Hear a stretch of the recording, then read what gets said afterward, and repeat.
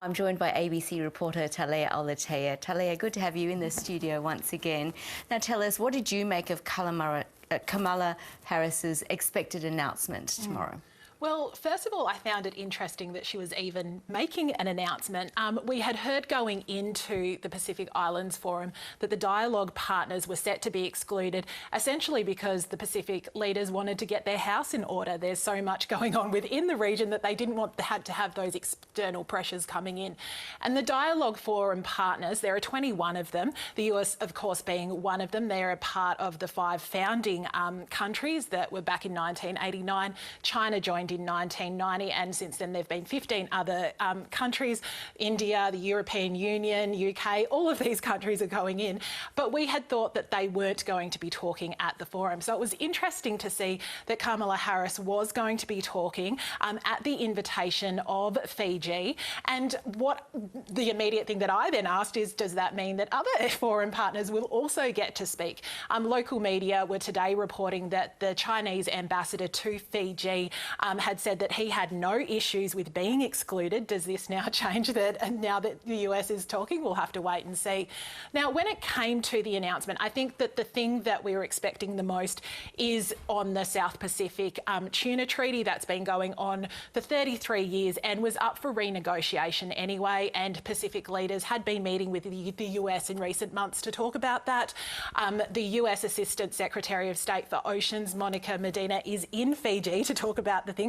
So I think that that was the one that we were expecting. And in that announcement, it said $600 million over 10 years for the sustainable management of fishery resources. That, of course, is subject to congressional approval. So we knew that that was going to happen. And it's one of those things where maybe the US took the opportunity to tag on some extra things that kind of sweeten the pot when it comes to dealing with their relations with the Pacific. So in that, as you said, was the 2 new embassies in Kiribati and Tonga. Interesting because at the start of the year, the US reopened its embassy in Solomon Islands after being closed for 30 years. So that was kind of interesting. There are a couple first evers. So the first ever US envoy to the Pacific Islands Forum and the first ever national strategy on the Pacific Islands. There was also some returning tos and bringing back. So bringing back Peace Corps volunteers who, and they are to countries like Fiji, Tonga, Vanuatu and Samoa, which had been removed due to the pandemic. So those volunteers are coming back. But it was also interesting that they're looking at potentially expanding the Peace Corps volunteers to other Pacific countries. Some countries in the Pacific haven't had Peace Corps volunteers since the 90s and early 2000s. And they're also looking at re-establishing the United States Agency for International Development for the region, USAID. Again, that is subject to congressional approval. So I thought it was very interesting to see what was in there.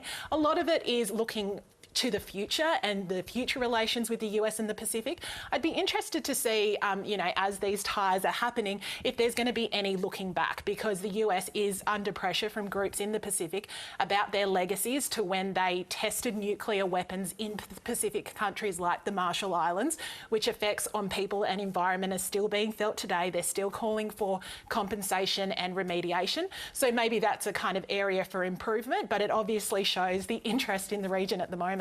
Yeah, so much to look forward to tomorrow. But of course, as you say, there's already been some controversy and issues within the forum itself, with Kiribati withdrawing just before leaders met today. And they spent the day trying to get the nation back in. Absolutely. And the big thing going into the Pacific Islands Forum was Pacific solidarity and Pacific unity, and especially amongst the region. It's why in early June we saw the Suva Agreement, where the countries, the Micronesian countries, well, some of them who were able to get to Fiji, came together to try and heal that rift before they even got to PIF. And the Suva Agreement was pretty much, I think everyone kind of expected that, the people that I was talking to was in the room, that it started off really tense, it then got better, and everyone thought that, any residual issues would be addressed at PIF, but it was essentially a signature on a piece of paper and we're kind of done with it. The PIF is back, the regional voice is back.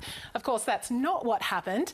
And so the Micronesian countries in particular, also the Prime Minister of Fiji and the Forum Chair, Frank Bainimarama, has been on the phone to the Kiribati government to get them to come back because it is so important for regional unity. And everyone was surprised. Even today we're hearing opposition members from Kiribati saying we had no idea that, you know, our president, Tanesi Marmal, was going to withdraw us from the forum. And they were saying if you had any grievances, then the forum is the best place to air that rather than isolate yourself from that.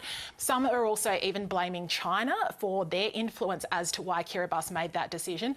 Now, some context with that, back in 2019, Kiribati, in the same week as the Solomon Islands, switched their allegiance to China and have since then signed, I think it's 10 memorandums of understanding with China. The Chinese foreign spokespeople, they're saying that they've got absolutely nothing to do with it. Any suggestions to say that they are at fault are completely ungrounded.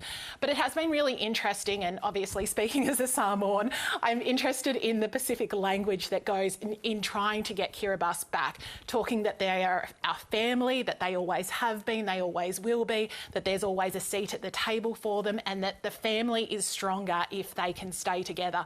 So obviously there is hopes that Kiribati will return. They're not the only ones not at the forum though. As you were saying last night, Nauru's not there because of COVID concerns.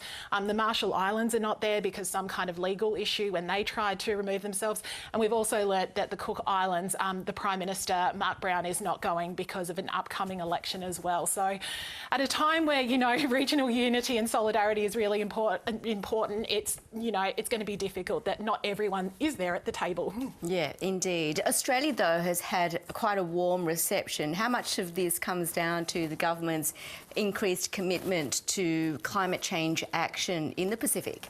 I want to say a huge amount. Obviously, I'm not in the room, but as someone who's been covering the Pacific region for a while, it's been very interesting to see that shift. And that is what I was interested in, because we saw the frosty reception that the former Prime Minister Scott Morrison got in Tuvalu in 2019. And that was the last time Pacific leaders met face to face.